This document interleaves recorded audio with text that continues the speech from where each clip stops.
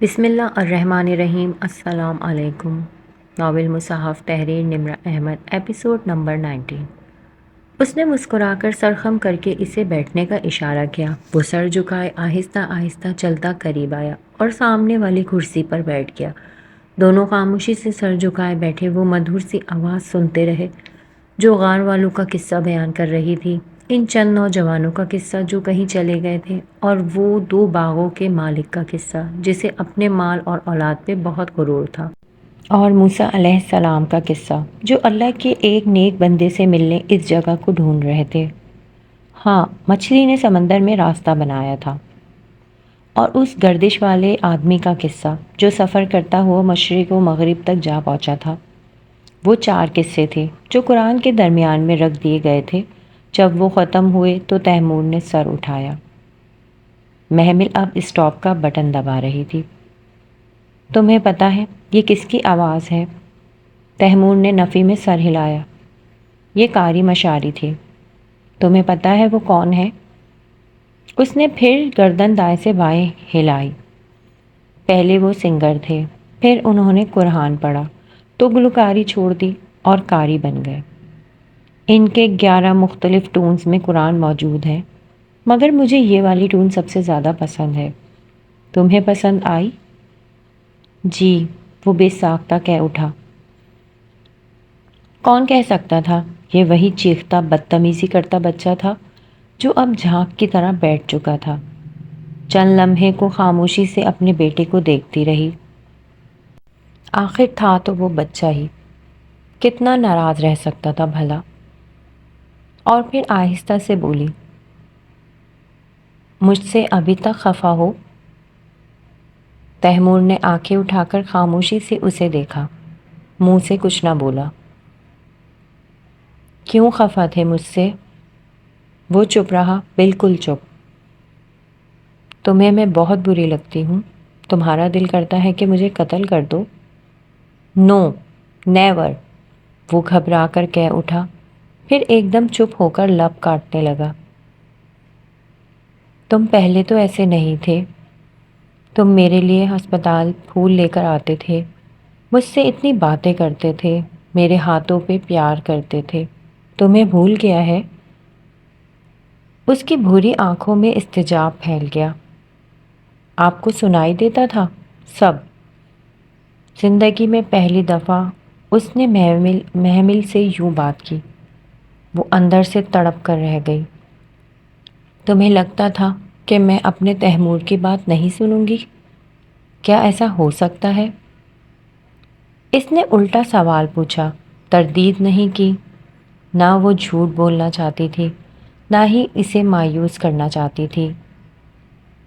آپ پھر اس رات بولتی کیوں نہیں تھی جب ڈیڈی نے مجھے مارا تھا؟ آپ نے سب سنا تھا، تو آپ بولتی کیوں نہیں تھی؟ اس کی آواز تیز ہونے لگی تھی، غصے سے نہیں، دکھ سے۔ میں بول نہیں سکتی تھی، میں بیمار تھی۔ اور ڈیڈی نے تمہیں کیوں مارا تھا؟ وہ تڑپ کر رہ گئی۔ وہ اس چڑیل سے شادی کر رہے تھے، میں نے ان سے بہت لڑائی کی تھی۔ اس کی موٹی موٹی بھوری آنکھیں ڈبڈبا گئیں۔ وہ کہتے کہتے، وہ اس وچ سے شادی کر لیں گے، وہ آپ کو ڈائیورس کر دیں گے۔ میں ان سے بہت لڑا تھا۔ اور ایک دم وہ پھوٹ پھوٹ کر رونے لگا۔ تیمور، وہ متحر سی رہ گئی۔ اس نے کبھی اسے روتے نہیں دیکھا تھا۔ ادھر آؤ میرے پاس۔ وہ اپنے چھوٹے چھوٹے ہاتھ چہرے پہ رکھے رو رہا تھا۔ محمل نے بے اختیار بازو بڑھا کر اس کے ہاتھ تھامے۔ میرے پاس آؤ۔ اسے ہاتھوں سے تھام کر کھڑا کیا اور خود سے قریب کیا۔ ڈیڈی نے کیوں مارا تمہیں؟ میں نے کہا تھا، میں ان کو اور اس وچ کو گھر میں رہنے نہیں دوں گا۔ انہوں نے کہا کہ تمہاری ماں بری عورت ہے۔ میں نے ان پہ بہت شاؤٹ کیا تو انہوں نے مجھے ادھر تھپڑ مارا۔ اس نے ہاتھ اپنے آنسوؤں سے بھیگے گال پر رکھا۔ محمل نے بے اختیار اس کا گال چوما۔ وہ بیٹھی تھی اور وہ اس کے ساتھ کھڑا رو رہا تھا۔ پھر تم میرے پاس آئے تھے؟ ہاں، میں اتنی دیر تک آپ کے پاس روتا رہا تھا۔ But you are sleeping. آپ نے مجھے جواب نہیں دیا۔ آپ نے مجھے اکیلا چھوڑ دیا۔ آپ بولتی نہیں تھیں۔ آپ نے مجھے پیار بھی نہیں کیا۔ اور تم مجھ سے ناراض ہو گئے۔ وہ ہچکیوں کے درمیان آنسو پوچھ رہا تھا۔ میں تب بیمار تھی، بول نہیں سکتی تھی، لیکن اب میں تمہارے پاس ہوں نا، اب تو تم ناراض نہیں ہو۔ ہتھیلی کی پشت سے آنکھیں صاف کرتے ہوئے اس نے نفی میں سر ہلایا۔ اس نے بے اختیار اسے گلے سے لگا لیا۔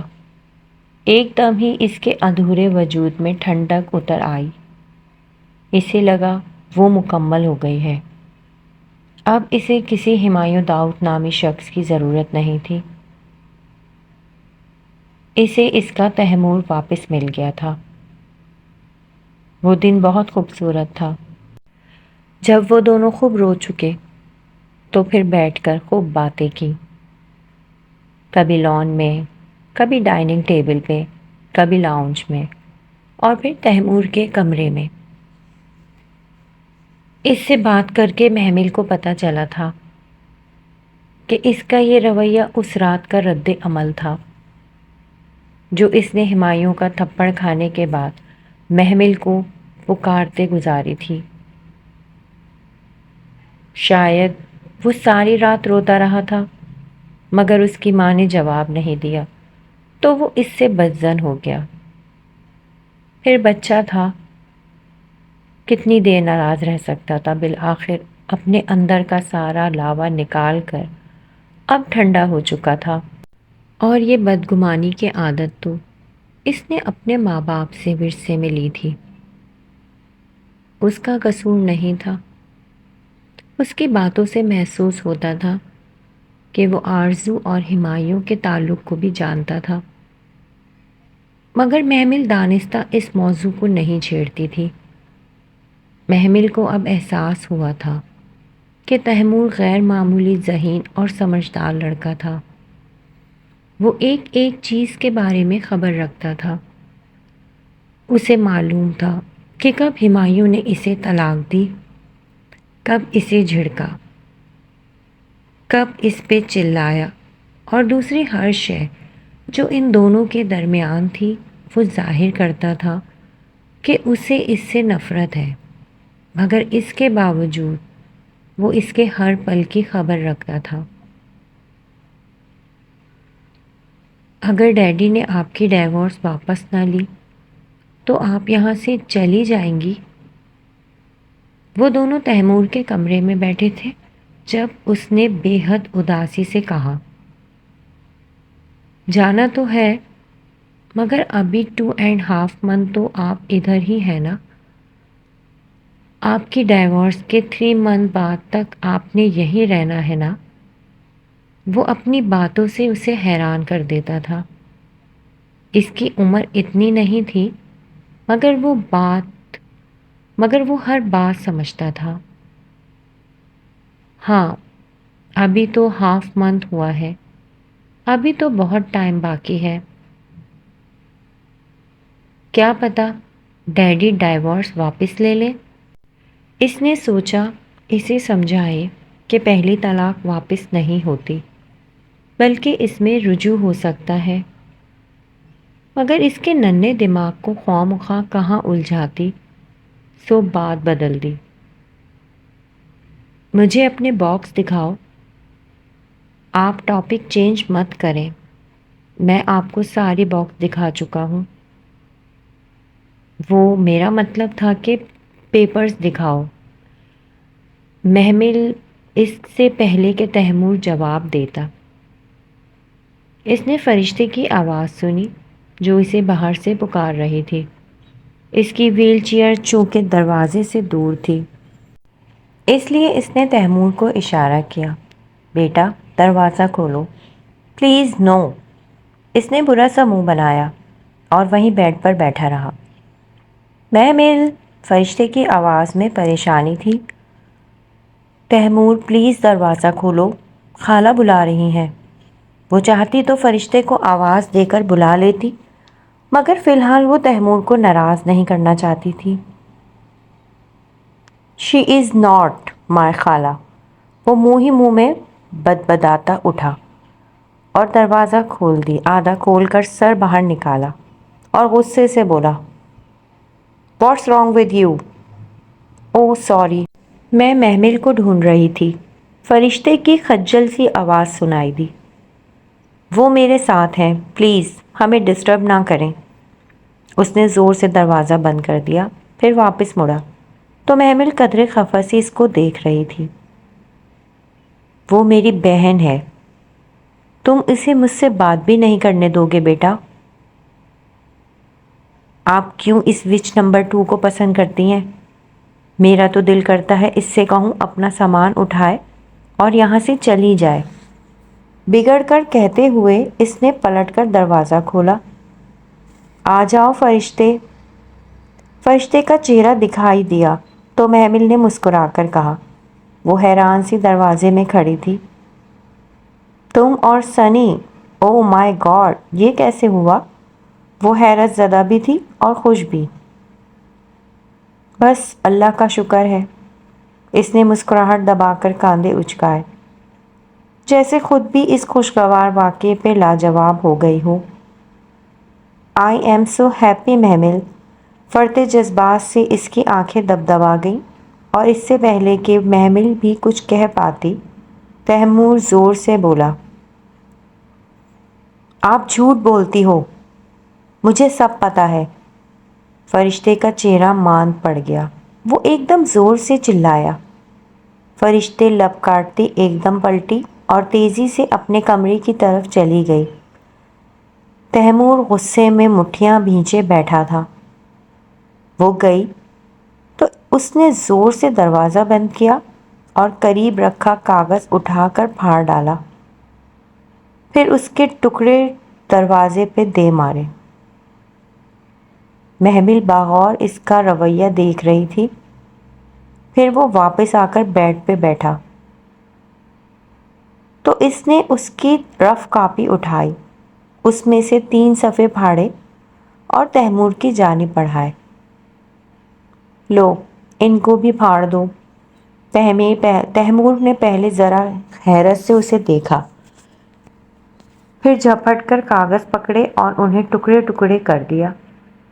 یہ بھی پھاڑ دو۔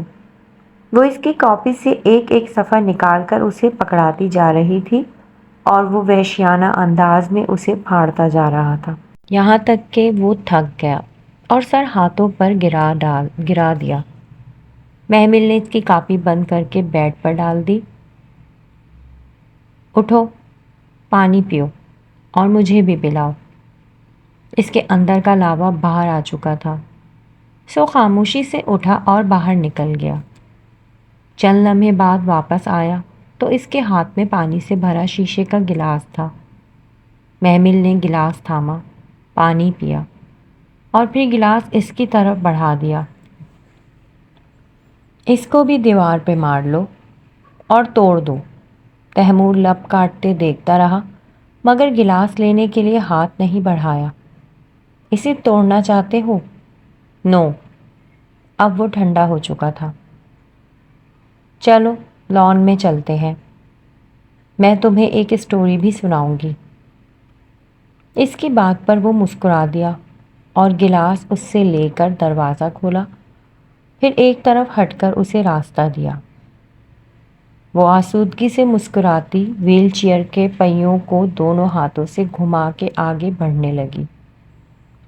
وہ دونوں لاؤنج میں بیٹھے تھے۔ محمل کے ہاتھ میں قصوں کی کتاب تھی اور وہ موسیٰ علیہ السلام کا قصہ تیمور کو سنا رہی تھی۔ ان گزرے کچھ دنوں میں اس نے آہستہ آہستہ بہت سارے قصے اسے سنا ڈالے۔ وہ چاہتی تھی کہ تیمور میں قرآن کا شوق پیدا ہو جائے، اور پھر موسیٰ علیہ السلام کی ماں کا دل خالی ہو گیا۔ دروازہ کھلنے کی آواز پہ وہ لاشعوری طور پر رک گئی۔ جانتی تھی اس وقت کون آیا ہوگا۔ بھاری قدموں کی چاپ سنائی دی، مگر اس نے سر نہیں اٹھایا۔ آگے بتائیں نا ماما۔ تیمور چند لمحوں کے انتظار کے بعد بے چین ہو گیا تھا۔ اسی لمحے ہمایوں اندر داخل ہوا۔ بے ساختہ ہی محمل نے سر اٹھا لیا۔ وہ تھکا تھکا سا سرخ آنکھیں لیے آستین کونیوں تک فولڈ کیے چلا آ رہا تھا۔ دونوں کو یوں اکٹھا بیٹھے دیکھ کر ایک دم ٹھٹک کر رکا۔ آنکھوں میں واضح حیرت اور الجھن ابھری۔ وہ پچھلے کافی دیر سے گھر آ رہا تھا اور سوئے اتفاق وہ ان دونوں کی اس دوستی کے بارے میں کچھ جان سکا اور نہ ہی کچھ دیکھ سکا۔ محمل نے نگاہ کتاب پہ جھکا لیا اور آگے پڑھنے لگی۔ اسی لمحے فون کی گھنٹی بجی۔ تیمور صوفے سے اٹھا اور لپک کر ریسیور اٹھایا۔ ہیلو۔ کچھ دیر تک سنتا رہا، پھر سر ہلایا۔ جی وہ ہیں، ایک منٹ۔ وہ ریسیور ہاتھ میں پکڑے محمل کی طرف گھوما۔ اسی پل ہمایوں کے کمرے کا دروازہ کھلنے کی آواز آئی۔ ماما آپ کا فون ہے، کون ہے؟ وہ حیران ہوئی، اس کے لیے بھلا فون کہاں آتے تھے؟ وہ کہہ رہے ہیں کہ ان کا نام آغا فواد ہے۔ تیمور نے ریسیور اس کی طرف بڑھایا۔ تار لمبی تھی، ریسیور اس تک پہنچ ہی گیا۔ آغا فواد؟ وہ بے ساختہ اور بے یقینی سے بڑبڑائی، پھر اس سے تھاما۔ کتنی ہی دیر وہ سن سی اسے کان سے لگائے بیٹھی رہی۔ ہیلو اور بامشکل لفظ لبوں سے نکل ہی پایا تھا۔ کسی نے سختی سے ریسیور اس کے ہاتھ سے کھینچ لیا۔ میرے گھر میں یہ سب نہیں ہوگا، یہاں سے جا کر جو بھی کرنا ہو کر لینا۔ ریسیور ہاتھ میں لیے وہ درشتی سے کہتا محمل کے ساتھ آغا فواد کو بھی سنا چکا تھا۔ وہ حیران سی بیٹھی رہ گئی۔ ہمایوں نے ایک شعلہ بھار نگاہ اس پر ڈالی اور ریسیور کھٹاک سے کریڈل پر ڈال دیا۔ پھر جیسے آیا تھا اسی طرح تیز تیز سیڑھیاں چڑھتا گیا۔ تیمور خاموشی سے یہ سب دیکھ رہا تھا۔ ہمایوں واپس چلا گیا تو وہ آہستہ سے محمل کی طرف بڑھا۔ ماما۔ اس نے ہولے سے محمل کا ہاتھ چھوا، پھر ہلایا۔ وہ اسی طرح شل بیٹھی تھی۔ ایک دفعہ پہلے بھی ان کا فون آیا تھا آپ کے لیے، ڈیڈی نے تب ان کو کہا تھا یہاں کوئی محمل نہیں رہتی۔ ماما، ڈیڈی ان کے ساتھ ایسا کیوں کرتے ہیں؟ وہ تو آپ کے کزن ہیں نا؟ ماما وہ ابھی تک سن تھی۔ پہلی دفعہ ہمایوں نے اتنی زہریلی بات کی تھی۔ یہ اتنا سارا زہر اس کے اندر کس نے بھر دیا تھا؟ اچھا چھوڑے نا، مجھے سٹوری آگے سنائیں۔ اس کا ہاتھ ہلا کر اسے متوجہ کیا۔ محمل نے سر جھٹک کر کتاب اٹھائی۔ وہ لان میں بیٹھی تھی اور تیمور پانی کا پائپ اٹھائے گھاس پر چھڑکاؤ کر رہا تھا۔ قطرے قطرے موتیوں کی طرح سبز پتوں پہ گر رہے تھے۔ وہ چہرے پہ ڈھیروں سکون لیے اسے دیکھ رہی تھی۔ امام شافعی کہتے ہیں آزمائش جب تنگ ہو جاتی ہے پھر وہیں سے کھل جاتی ہے۔ ٹھیک ہی کہتے تھے۔ چپ سی زندگی میں گھپ اندھیرا نظر آنے لگا، وہیں پہ فجر کی پہلی کرن چمکی تھی۔ حامیوں کی بے وفائی کا غم اب اتنا شدید نہیں رہا تھا جتنا اس سے قبل تھا۔ تیمور کی محبت مرہم کا کام کر رہی تھی۔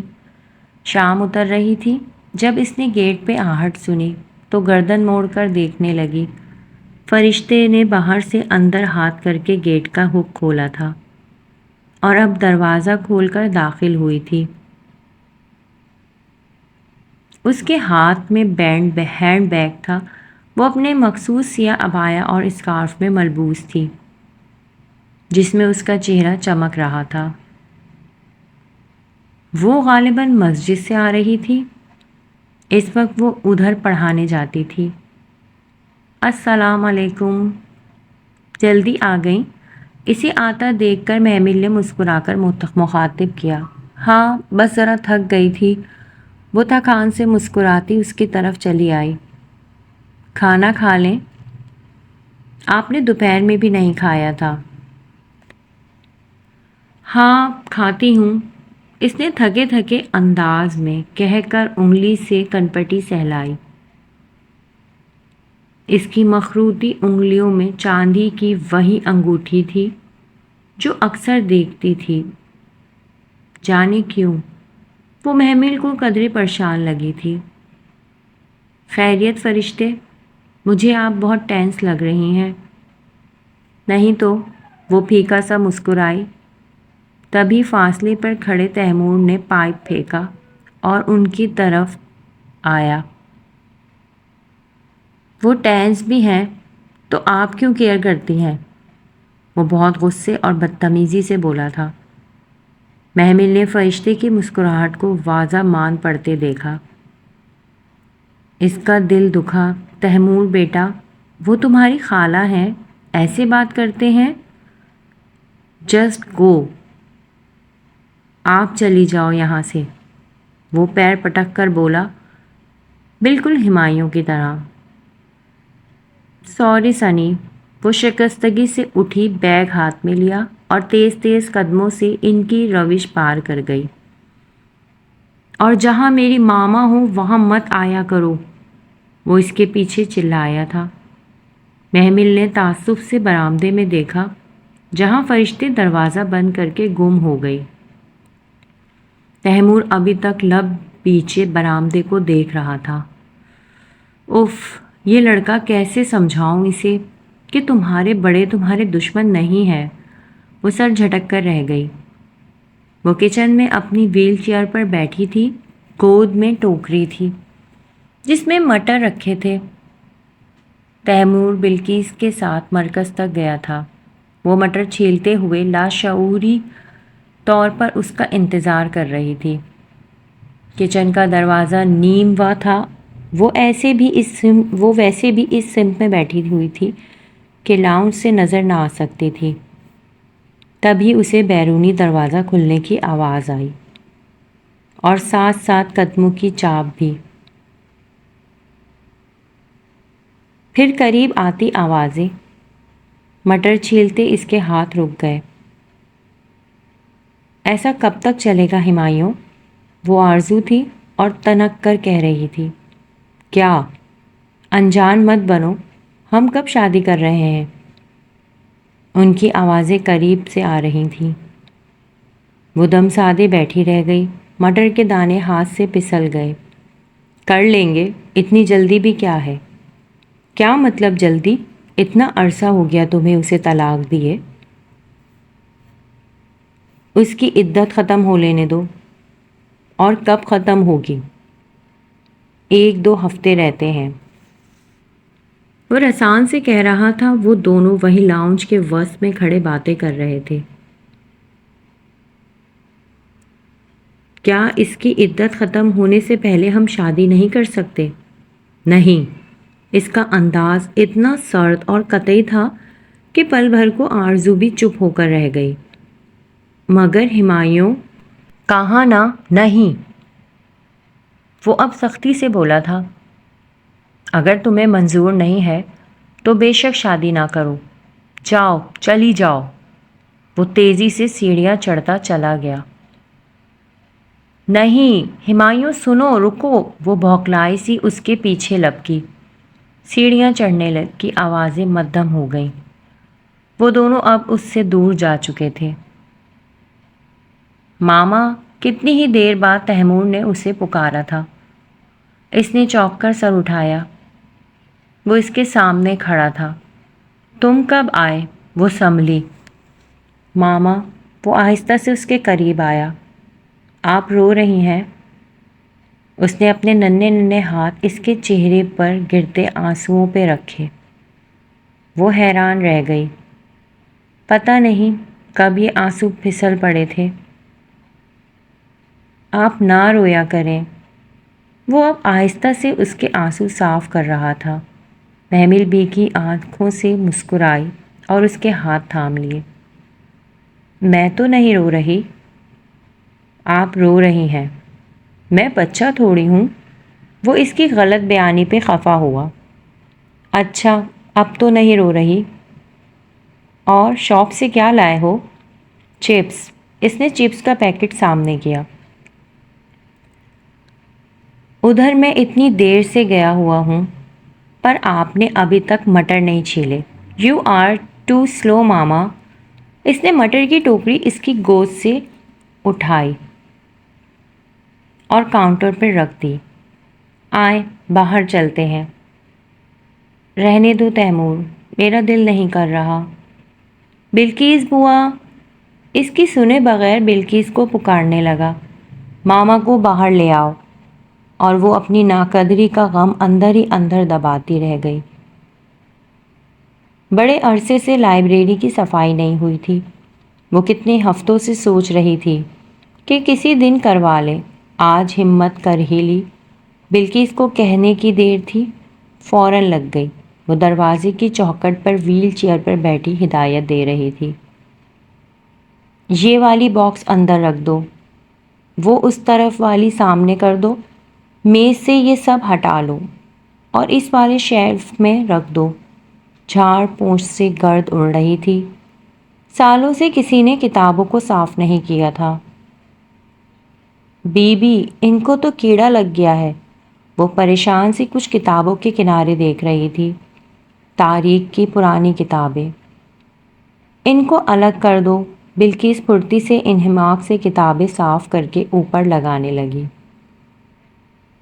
ڈھیر سارا ہلکا ہوا تو ان سے ان کتابوں کے بیچ ایک پھولا ہوا خاکی لفافہ رکھا نظر آیا۔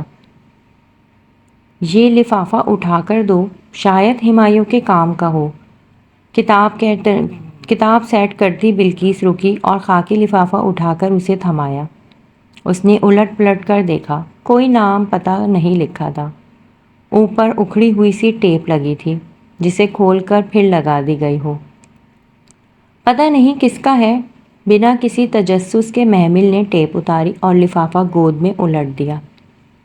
ایک عدالتی کاغذ اور ساتھ ایک خط کا کور گود میں گرا۔ اس نے زرد عدالتی کاغذ اٹھایا، اس کی تہہ کھولی اور چہرے کے سامنے کیا۔ اسٹامپ پیپر کی تحریر کے نیچے بہت واضح سے دستخط تھے، محمل ابراہیم، فرشتے ابراہیم۔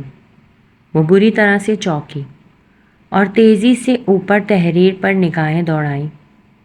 یہ وہی کاغذ تھا جو فواد نے اس سے اور فرشتے سے سائن کروایا تھا، وسیم سے نکاح نہ کروانے کی شرط پہ۔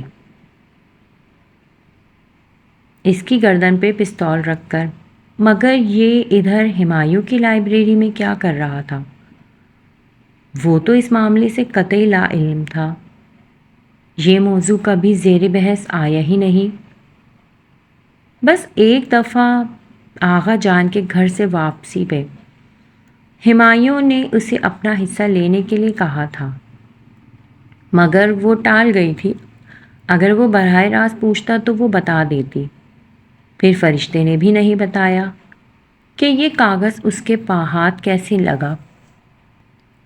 کیا وہ اسی کی وجہ سے بدظن تھا؟ وہ بے دردی سے چاک کیا گیا تھا۔ اس نے اس کے کھلے منہ میں جھانکا۔ اندر کچھ فوٹوگراف تھے۔ شاید محمل نے لفافہ گود میں الٹ دیا۔ چند تصویریں اس کے گھٹنے پر سے پھسلتی فرش پر گری۔ اس نے ہاتھ جھکا کر تصویر کو اٹھایا اور سیدھا کیا۔ وہ فواد اور محمل کی تصاویر تھیں۔ فواد اور محمل۔ وہ ساکت سی ان تصاویر کو دیکھ رہی تھی۔ ان میں وہ کچھ تھا جو کبھی وقوع پذیر نہیں ہوا تھا۔ گاڑی کی فرنٹ سیٹ پہ بیٹھا فواد اور اس کے کندھے پہ سر رکھ کے محمل۔ ریسٹورنٹ میں ڈنر کرتے فواد اور محمل۔ ہاتھ میں ہاتھ ڈالے واک کرتے فواد اور محمل ایک ساتھ کسی کی شادی کی تقریب میں رقص کرتے. قابل اعتراض تصاویر، قابل اعتراض مناظر، وہ سب جو کبھی نہیں ہوا تھا. اس نے پھر سے تصویروں کو الٹ پلٹ کر دیکھا. اس کا لباس اور چہرہ ہر تصویر میں الگ تھا. کوئی بچہ بھی بتا سکتا تھا کہ وہ فوٹو شاپ یا اس قسم کی کسی ٹرک کا کمال ہے. پہلی نظر میں واقعی پتہ نہیں لگتا تھا، مگر بغور دیکھنے پہ صاف ظاہر ہوتا تھا کہ وہ سب نقلی ہے. ہمایوں خود ایک پولیس آفیسر تھا. وہ ان بچوں والی باتوں میں نہیں آ سکتا تھا. اور کس نے لا کر دی اس کو یہ تصاویر؟ کیا موئز جو ایک دفعہ آیا تھا اسی لیے آیا تھا؟ اس کے ذہن میں جھماکا سا ہوا.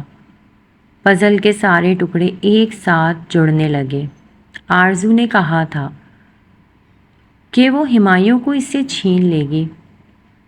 محمل کو سجا سنورا اور ہنستا بستا دیکھ کر وہ شدید حسد کی آگ میں جلنے لگی تھی. اس سے اس کی خوشیاں برداشت نہیں ہو رہی تھیں. پھر اسد چچا کی ناگہانی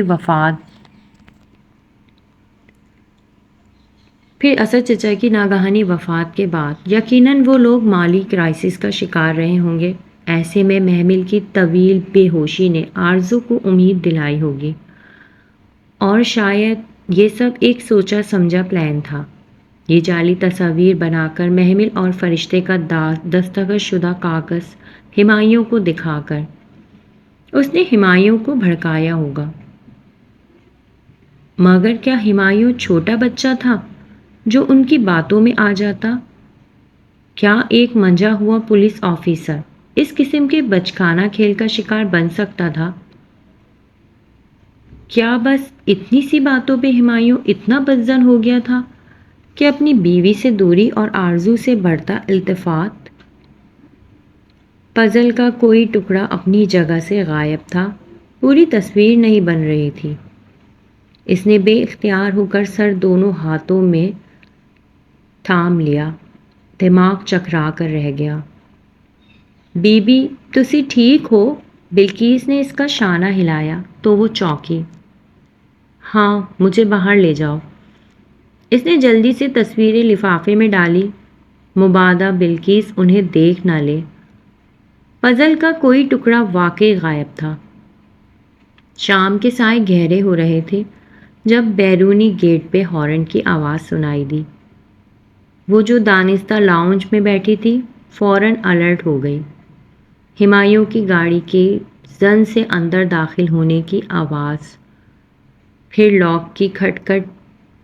وہ سر جھکائے بیٹھی تمام آوازیں سنتی گئی، یہاں تک کہ دروازے کے اس طرف بھاری بوٹوں کی چاپ قریب آ گئی. اس نے بے چینی سے سر اٹھایا. وہ اندر داخل ہو رہا تھا، یونیفارم میں ملبوس، کیپ ہاتھ میں لیے.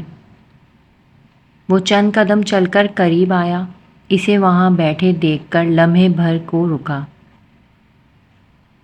السلام علیکم، مجھے آپ سے بات کرنی ہے، اس نے آہستہ سے کہا. بولو. وہ اکھڑے تیوروں سے سامنے آ کھڑا ہوا. آپ بیٹھ جائیں، میں ٹھیک ہوں، بولو. محمل نے گہری سانس لی اور الفاظ ذہن میں مجتمع کیے. مجھے صرف ایک بات کا جواب چاہیے ہمایوں.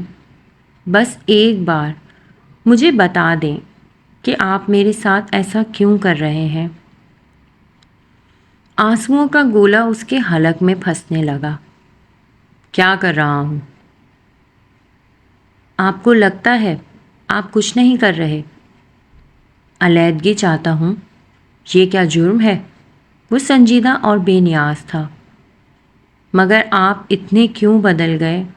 آپ پہلے تو ایسے نہیں تھے. نہ چاہتے ہوئے بھی وہ شکوہ کر بیٹھی. پہلے میں کاٹ کا الو تھا جس کی آنکھوں پہ پٹی بندھی تھی. ہوش اب آیا ہے۔ دیر ہو گئی مگر خیر، ہو سکتا ہے کسی نے آپ کی آنکھوں پہ پٹی باندھ دی ہو۔ آپ مجھے صفائی کا ایک موقع تو دیں۔ اس نے سوچا تھا وہ اس کی منت نہیں کرے گی مگر اب وہ کر رہی تھی۔ یہ وہ شخص تھا جس سے اسے بے حد محبت تھی۔ وہ اسے چھوڑنا نہیں چاہتی تھی۔ صفائی کا موقع ان کو دیا جاتا ہے جن پہ شک ہو، مگر جن پہ یقین ہو ان پہ صرف حد جاری کی ہوتی ہے۔ وہ بہت چبا چبا کر بولا تھا، یہ آپ کی اپنی بنائی گئی حدود ہیں ایس پی صاحب۔ لوگوں کو ان کے اوپر نہ پرکھیں۔ کھوٹے کھرے کو الگ کرنے کا پیمانہ دل میں ہوتا ہے، ہاتھوں میں نہیں۔ کہیں آپ کو پچھتانا نہ پڑ جائے۔ کھوٹے کھرے کی پہچان مجھے بہت دیر سے ہوئی ہے محمل بی بی۔ جلدی ہوتی تو اتنا نقصان نہ اٹھاتا۔ ان 3 ماہ میں پہلی دفعہ اس نے محمل کا نام لیا تھا۔ وہ اداسی سے مسکرا دی۔ اگر میں کھوٹی ہوں تو جس کے پیچھے مجھے چھوڑ رہے ہیں اس کے کھرے پن کو بھی ناپ لیجئے گا، کہیں پھر دھوکہ نہ ہو جائے۔ وہ تم سے بہتر ہے۔ چند لمحے خاموش رہ کر وہ سرد لہجے میں بولا اور ایک گہری چپتی ہوئی نظر اس پہ ڈال کر سیڑھیوں کی طرف بڑھ گیا۔ وہ نم آنکھوں سے اسے زینے چڑھتے دیکھتی رہی۔ آج ہمایوں نے اپنی بے وفائی پہ مہر لگا دی تھی۔ وہ ڈریسنگ ٹیبل کے سامنے برش لیے مغموم گمسم بیٹھی تھی جب فرشتے نے کھلے دروازے سے اندر جھانکا۔ میری چھوٹی بہن کیا کر رہی ہے؟ اس نے چوکھٹ سے ٹیک لگا کر مسکراتے ہوئے پوچھا۔